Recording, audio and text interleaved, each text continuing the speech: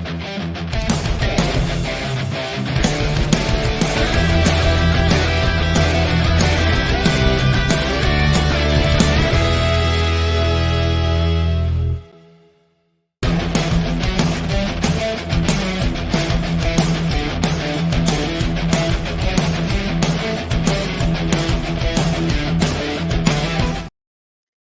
there, this is Datila, and welcome to the Wrestling Time Push Show. It is Friday, February 16th, 2024, and tonight I'll be talking about Friday Night SmackDown.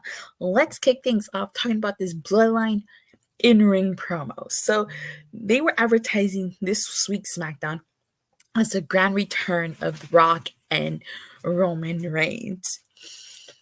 So, after all the hype surrounding the press conference and stuff, it was like there was so much anticipation for this segment. Like, I so kind of shocked that they didn't capitalize last week and have them be there. Instead, they waited till this week.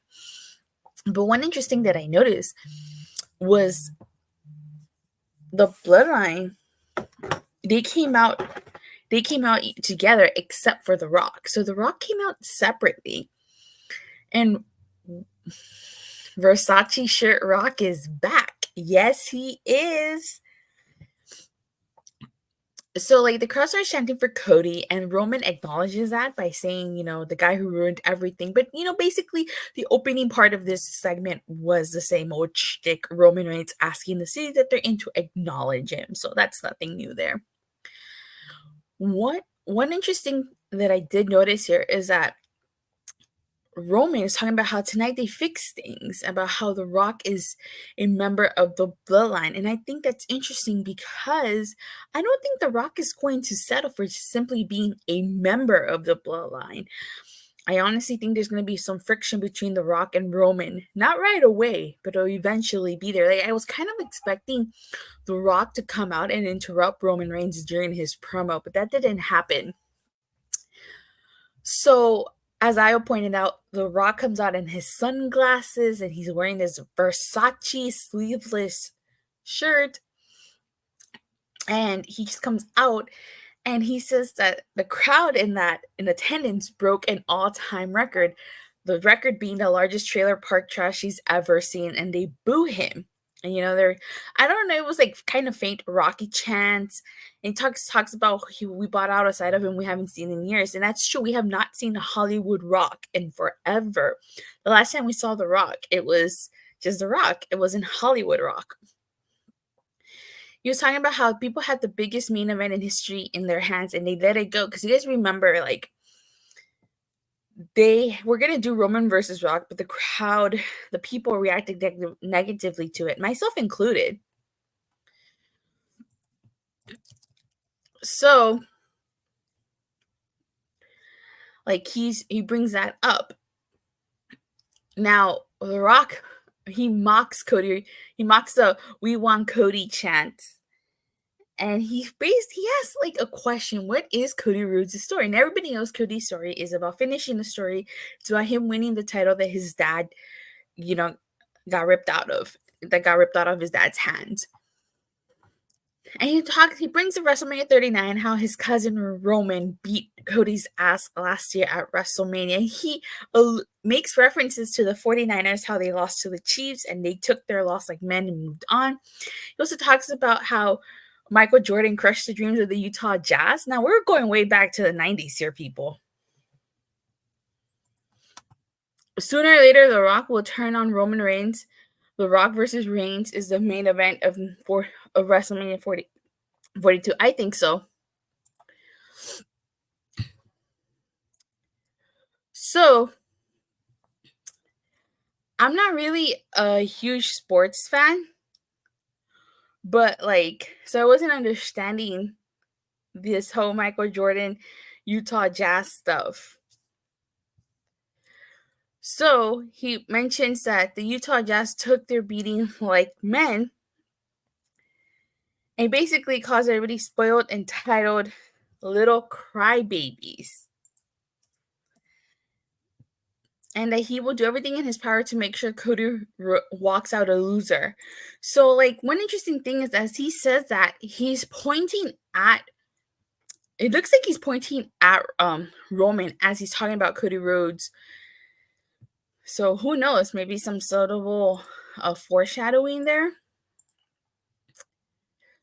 He talks about how the story is just beginning, and that, you know how The Rock always says, finally he starts talking about, he does his usual signature catchphrase. He says that the Rock sing along is over, that they lost that privilege, and that if you smell what the Rock, what the Bloodline is cooking. And another thing, when they did the whole, raise their ones, the Rock did like an L. So I'm not sure if that was intentional. I see a cause of friction later. Yeah, I see a cause for friction too. So I'm not sure if that was intentional on The Rock's part, or if like he like botched or something. But he was holding up and like this, while everybody else was holding up a one. The Rock did the guns up sign, right? He did the guns up. He's like, armas, arriba. That's all that was missing. So overall, I thought this was a pretty good segment. I really did enjoy it. Hollywood Rock is back. Let me see. Not 41. Right, not 41. WrestleMania 41 will be something else that will set up Rock versus Roman Reigns. I think at WrestleMania 41, it would be The Rock versus Triple H, or someone representing Triple H. I don't think that's possible, because Triple H, he has that heart pacer, so I don't think that's possible. I think, and a lot of people think, that it's going to be The Rock and Roman Reigns versus Cody Rhodes and Seth freaking Rollins WrestleMania Night 1. So I think a lot of people think that that's going to happen. I could see it happening the way things are going. But this was a great segment. Really, really liked it. Now, the one thing I kind of disliked was they didn't even mention anything but the press conference. They didn't follow up on what The Rock told Triple H or what Triple H said. So I wish we kind of had that more. But other aside from that, it was a really, really great segment. I enjoyed it. What did you guys think of this segment? What do you guys think of Hollywood Rock coming back? Let me know in the live chat or in the comments section down below. Okay. So SmackDown kicks off with a chamber qualifier. It is Kevin Owens versus Dominik Mysterio. This is actually a pretty decent match. At the very beginning, like Dom is trying to cut a promo. He gets booed. So he can't really cut his promo here. And R-Truth, I guess he was hiding under the ring, because there is this one spot. Let me see. Hollywood Rock won't last long. Really? You think so? Because there is a spot where like they go by the ring apron and you can kind of see the ring apron move.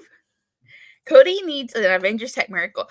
I say Cody needs to assemble everybody that was screwed over by the Bloodline, because there's a lot of them. So I feel like that's going to play a factor into this.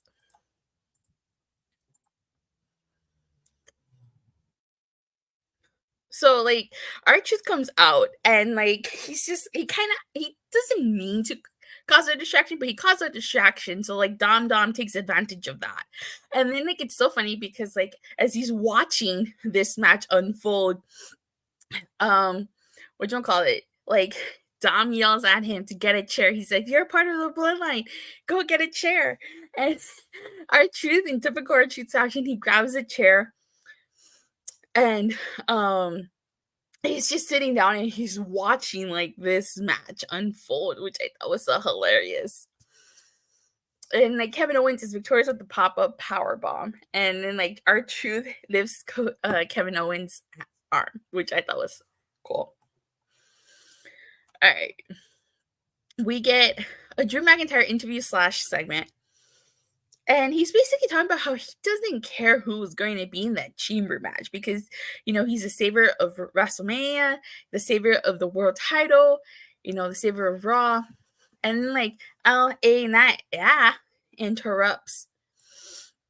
And he tells McIntyre that his moment will get stolen one more time by him. So if you guys know, like Drew McIntyre keeps talking about how he was robbed of his moment. He won the title, but he did it without any fans in attendance. So that moment was robbed from him. So I really dug this LA and segment between him and Drew McIntyre. And like you guys know that Drew McIntyre had that CM Punk shirt with the tombstone that said CM Punk's WrestleMania main event. And LA Knight, tells him there's room for one more on there. So he's talking about Drew McIntyre. Honestly, like I wouldn't mind if LA Knight, wins the Elimination Chamber and ends up facing Seth frickin' Rollins. Although I feel like it's most likely going to be Drew McIntyre. I wouldn't mind.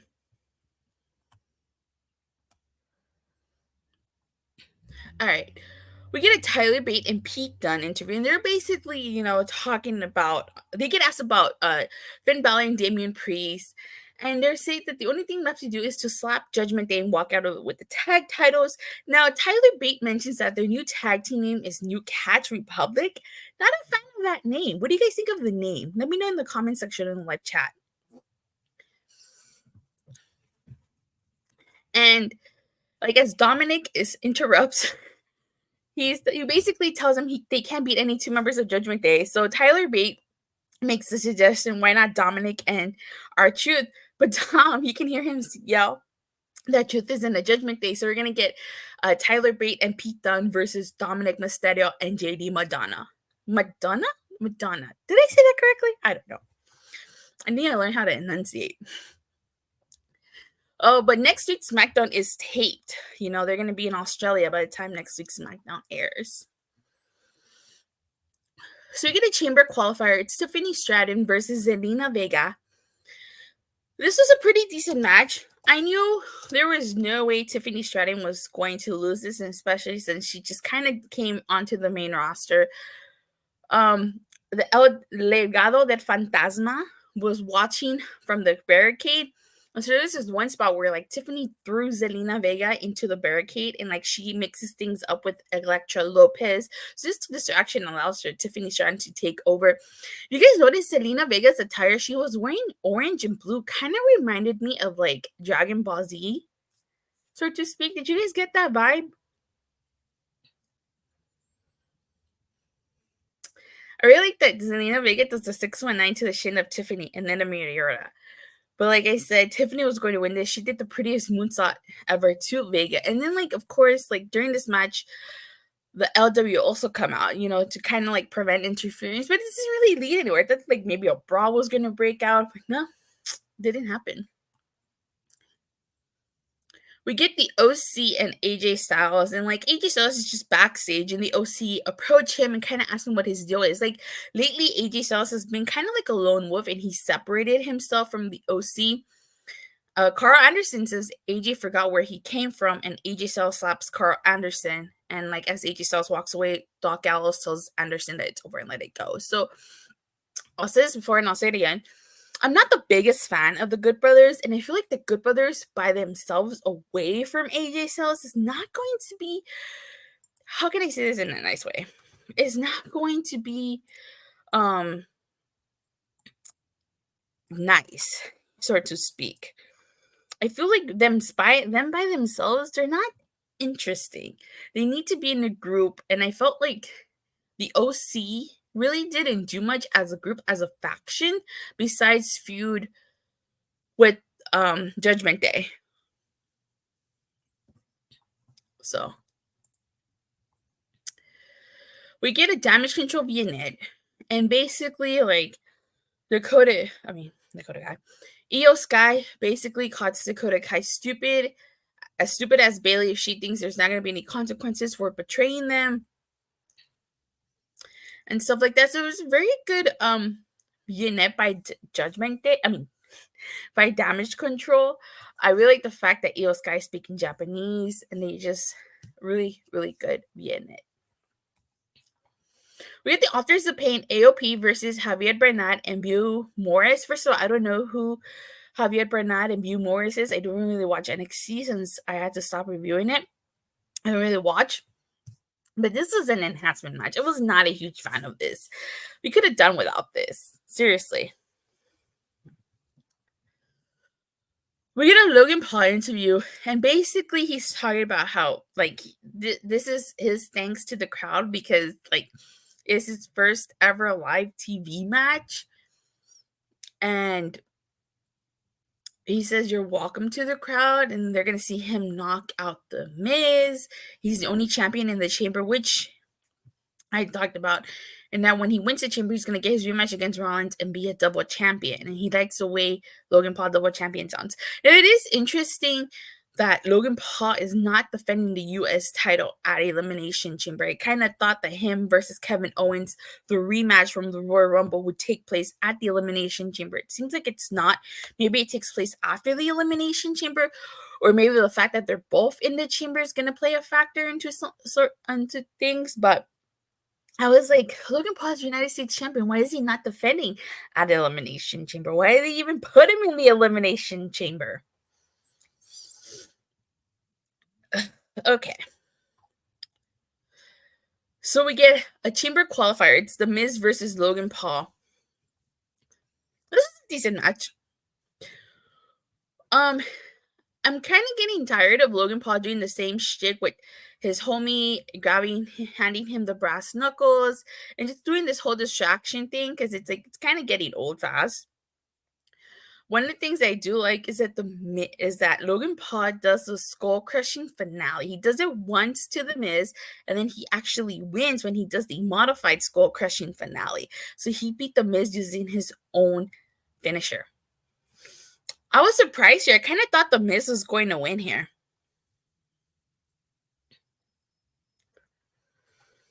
All right. So we go backstage.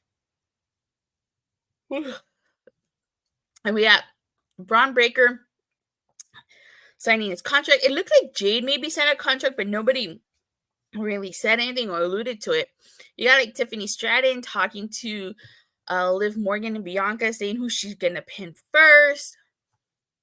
And then also backstage, we see Paul Heyman talking to Grayson Waller. Now, Grayson Waller is supposed to host Seth freaking Rollins and Cody Rhodes on the Grayson Waller effect in Australia. So it's kind of interesting that he's talking to them.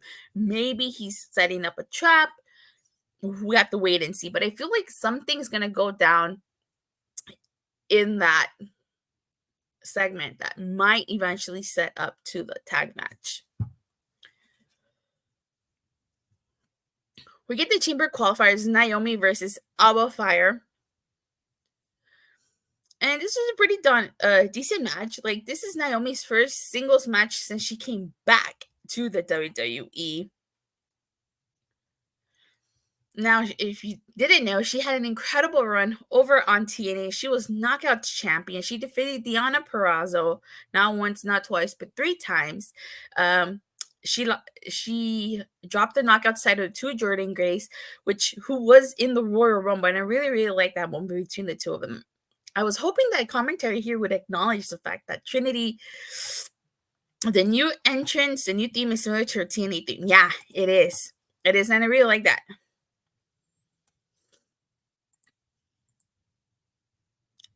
So, like, if you went to Hard to Kill, they gave you glow sticks for her entrance. I still have some of those glow sticks. But, yeah, it was really cool to see a similar entrance here on SmackDown. And she won with the Starstruck. No, but I noticed that new theme is awful, really? You think it's awful? To each their own. I noticed that commentary, the Rock segment was just for the, yeah, it was. I noticed that commentary who didn't call it the Starstruck. I wonder what the name of her finisher is here. And TNA Impact, that finisher was called the Starstruck.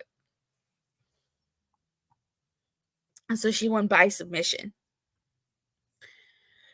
So we get Bayley backstage, and like Dakota Kai approaches her and saying that she needs to help because she's heard what Damage Control says. Bayley says that she saw what the girl said and she doesn't know who to trust. Dakota Kai apologizes to her, and Bayley says she can't do this right now. So a little interesting story that they're telling with Bayley and Damage Control. I kind of think that Dakota Kai is just faking it. She's probably would still align herself with Damage Control. Her history, says otherwise. So we have to wait and see. But don't trust Dakota. Yeah. Rock will turn babyface? Maybe. Not right now.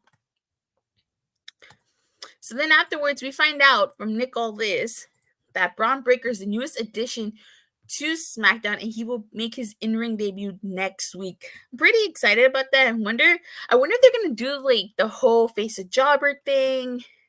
They're probably gonna do that. They did it for tonight for AOP, so it wouldn't surprise me if they do that for Braun Breaker. So I'm gonna stop there because I already talked about the Bloodline in-ring promo. So overall, this is a decent SmackDown. I could care less about the AOP stuff. You take that out, it would have been a much better and stronger segment. And also, too, like I said, while I did enjoy the Bloodline and the Rock segment, yeah, squash match incoming for Braun. Yeah, that's true. While I did enjoy the Bloodline segment, I felt like it needed a little bit extra oomph. 6 out of 10 show was okay. Yeah, it was an okay show. Tiffany Moonsault looked rough on Zelina. It did. I kind of wanted more out of this segment. It was still a good segment, the Bloodline segment. Braun will go down with a pad of beating choppers. Yeah. Am I going to watch NXT if I get to 1,000 subscribers by Monday, March 4th? Otherwise, I'm not going to watch NXT. You can forget it.